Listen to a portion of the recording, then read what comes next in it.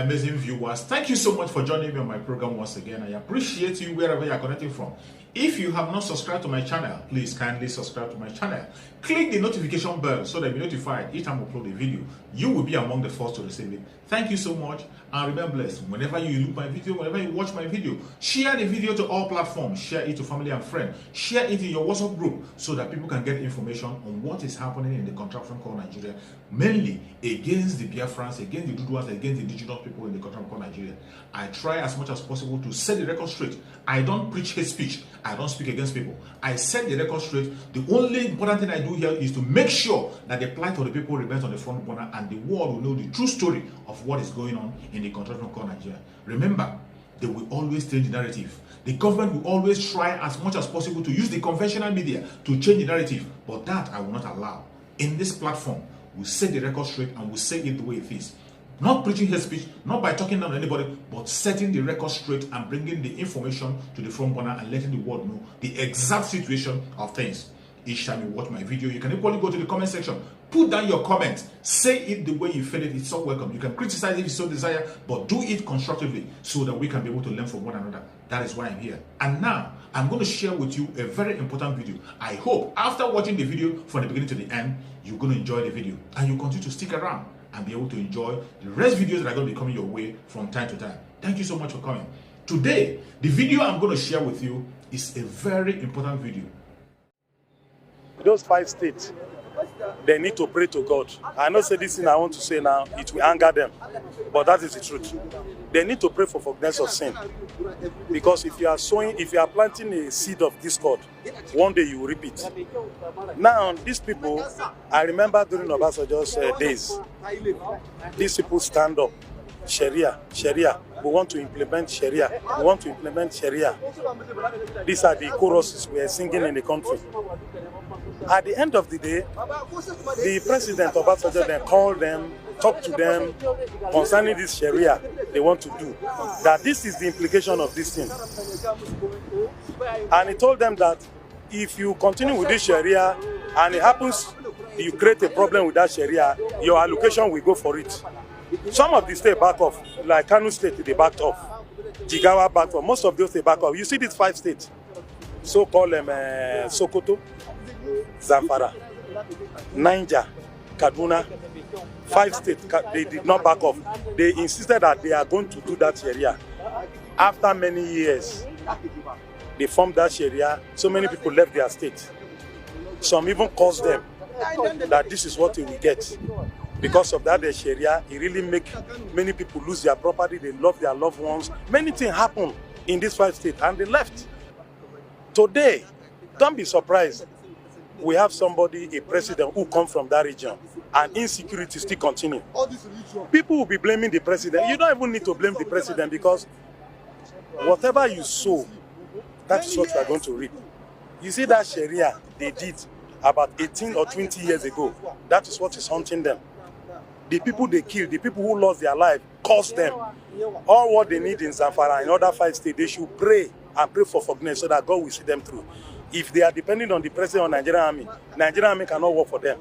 It won't work because it is God that is punishing them. Well, as you all know, the insecurity in Nigeria is a terrible situation, and the current government is not even ready to look into it. Those people that are killing, they are not chickens. They are human beings like you and I. They are human beings like you and I. But the fact is, when some people who all these atrocities did not affect, would not know the impact it has caused to the related victims. Do you understand it? And upon all, they continue saying they are going to do this, they are going to do that. You can imagine, you can see the whole promises Mr. Buhari did. You understand me? None of it that is complied with. There is none. He only just make vow for doing sake. He only say, I will do this, I will do that. And imagine the restructure we talk about. He spoke about it. He said when he entered that he's going to restructure the nation. Has he restructured the nation? Look at the electronic bill. You can imagine the drama he was playing earlier. All these are the things. And yet they never understand. He himself has not been convinced that he is a totally failure. He's a total failure. My daughter, if I should give you see, people saying Nigeria wants to go bad, Nigeria is running it down, this and that. My daughter, I will use this opportunity. I'll give you one write-off. Of course, maybe you may have had it. Even if you have not had it, I will give it to you. I will release it. When you go, read it and see how they want to crumble Nigeria. The Northerners want to crumble Nigeria. Specifically, Mr. President, if you are a father, you are father of all. But if you are father and segregate your children, automatically you are not a good father. And you are not going to make impact in that your family. Your family will be a failure. So all I have to say is there are a lot of things happening, and the current government doesn't want to do anything. All he needs is power, power, power. Remember that power is for the people, and not for it's for the people. And it's people that will determine what and how you should rule them.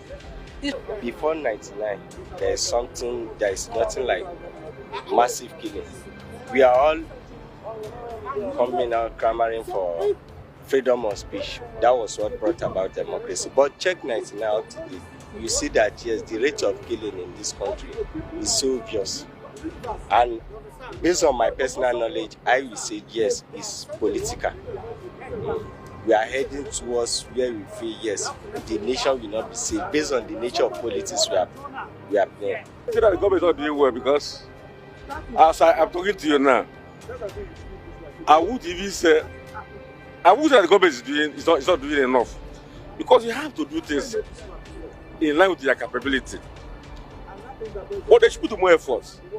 Should we still continue like this, in the nearest future, this country may be another thing. The economy is speedily going down, and everybody is feeling it. This security is something that you can't talk about again. All I'm saying, the government should try more on it. Security agencies should liaise with the people. People should go to reasonable information to security agencies. Nobody should see this country as in his own all alone. Even those in government, one day they will come out of government and face what those who are the government are facing. So issue of insecurity is begin worrisome. It's something that one cannot imagine any longer. The economy is going down. The government is doing well, but let them put more effort in the area of economy, area of insecurity. You know the rate of naira now to dollar. As if naira is something you can just go behind your house at the print. So government should put more effort. They announced that we here. So it's a normal thing as long as the country is concerned, because this country has not come up to stop insecurity.